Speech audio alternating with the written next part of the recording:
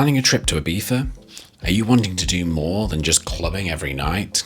Then I recommend that you hire a car and really get to explore the island. I've been to Ibiza 5 times now, and I was so surprised that on this most recent visit there was so much more there than I'd ever experienced before. In this video I'm going to talk you through where we went, I'm going to give you some tips and also share with you how much things cost. So, let's jump in. Ibiza is the island in the Mediterranean Sea off the eastern coast of the Iberian Peninsula. It's well known for its clubbing, but there is so much more here to explore, and on my recent visit I wanted to explore this different side. We were actually in Ibiza for a friend's wedding over the bank holiday weekend, and as the wedding was in the north of the island, we stayed in a hotel up there near the area of Port de Sant Miguel, which had a beach and also some amazing caves nearby. The thing that enabled us to really explore Ibiza was having a car. So we hired a Fiat 500 from Record Go. It cost us €165, of which 76 euros of that was actually the fuel, and that was for 4 days hire. We did stress slightly as our flight was delayed arriving into Ibiza, and we landed after the car hire place had closed. And also the car hire place wasn't in the airport, it was further down the road, but there was a shuttle. The shuttle guy waited for us all to arrive, picked us up, and we still managed to get our car even though it was after their closing time. We stayed at Hotel Galeón, and Hotel Galeón was basically the closest hotel to where our friends were getting married. It was a family resort, had a really nice view of the cove that it was in. There was a nice beach and the food was okay. We had only breakfast, I think, and dinner included. It wouldn't be probably my choice of where I'd go and stay if it wasn't for the fact we were trying to stay close to the wedding. The actual wedding itself was at Hacienda Na Xamena, and this venue was gorgeous. It's a 5-star hotel. It really was beautiful, even just from the interior, some of the trees that they had there, the way that they designed out this kind of amphitheatre for the wedding itself.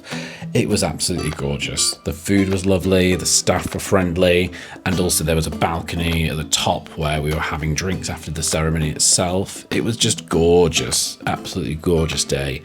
So, if money is no object, that's also a good hotel to stay in. We then went to Cova de Can Marçà. Now, this is just up the road from where we were staying at Hotel Galeón. Like, we literally walked there. It took us about 10 minutes. This cave is over 100,000 years old, and it used to be a site where smugglers would store contraband. And you can still see the markings they left on the walls from that time. You're guided through with a tour guide who speaks multiple languages, which I found quite impressive, that she was switching between English, Spanish, French, and I love exploring places like this because the stalactites and the stalagmites meeting in the middle over thousands of years I find just fascinating. And also seeing where there used to be a waterfall, which they have now, they force the water to come through to show you it, which is a shame, and they say it's because of global warming. There's a lot less rain and a lot less water that comes into the cave. But one of the big reasons that I love this cave was there was fluorescent water, which you were able to see when they switched off all the lights. The water's been adapted so it still is fluorescent the way it would be, because there used to be minerals which caused this when they first discovered the cave. But again, due to global warming, less and less minerals like this are getting into the cave to make this phenomenon happen. Overall, it was €14 per person to go in, and I would say it was definitely worthwhile if you're in that area. We then headed down for some food at Can Mimosa Ibiza. This was a beautiful place that we just happened to come across, and I think it's run by a British family because they had sticky toffee pudding on the menu for dessert. I had the steak and really enjoyed sitting outside in the garden watching all the different cats fight with each other. We then carried on driving on to Ibiza, which is known as Ibiza, but also Ibiza Old Town, probably more for tourists. This is where you're going to find the castle, and it's the capital of the island. We parked in Parking Es Parat, and we walked around the town to explore the views from Cova de Can Marçà. It was quite a climb to get up there, and you could see the ships coming in and out. It was a really nice viewpoint. The castle was actually closed on the day that we were there, and so we then stopped off at Cana Rayo for a sandwich and some coffee before we started to head back down the hill to the car.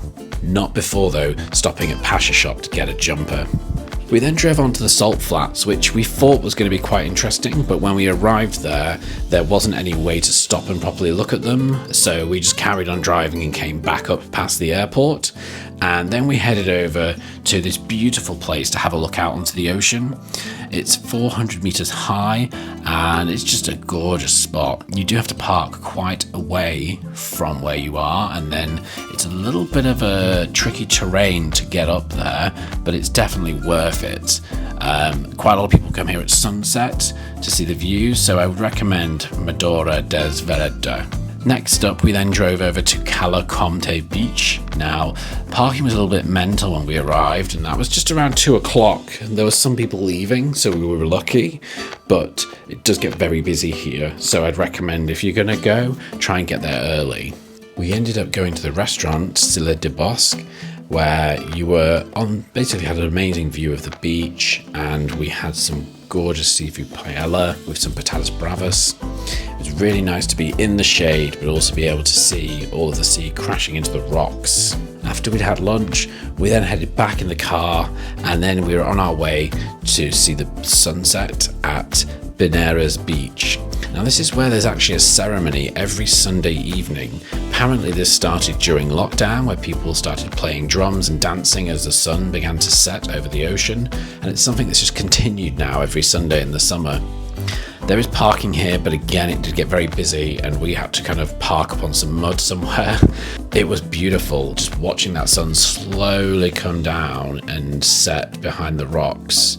There was a lot of people there cheering as the sun started to go, and then all the drums kept playing and people were dancing. It was a really nice atmosphere and vibe. I would recommend, if you are in the north of the island or you can get there, definitely recommend. After that, we headed over to Dalias de Ibiza. This is actually a hippie market, and you have to pay for parking. I think it was around €4, but the market's open generally in the summer from Saturday to Tuesday, from around 6 p.m. until midnight on the Sundays to Tuesdays. The market was great. There was so much choice there in terms of food venues. There was pizza, tacos, Asian food. There was also live music being performed. There was a bar. There was different artisans that were making different items of jewelry or clothing or other bespoke items. It really was quite unique. I've not been in an environment like that before, in a market where everyone was friendly. People weren't trying to like force you to buy anything or trying to push you. It was just really nice and laid back.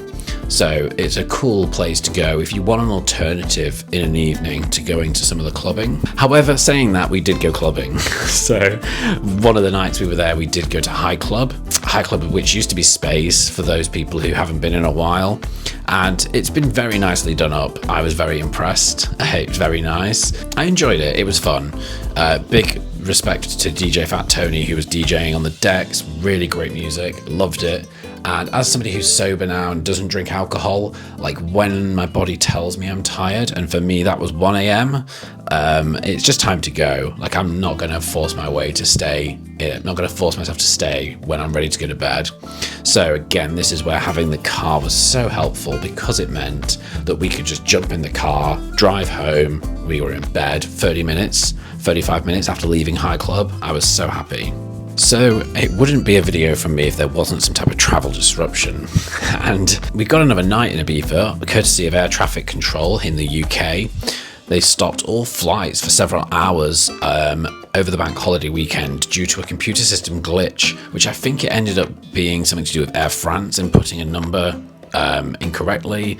And so lots of flights were grounded or stopped in the UK. That had a knock-on impact for weeks, which meant that flights and planes and staff were all in the wrong area, and therefore it meant that our flight got delayed by around 30 hours.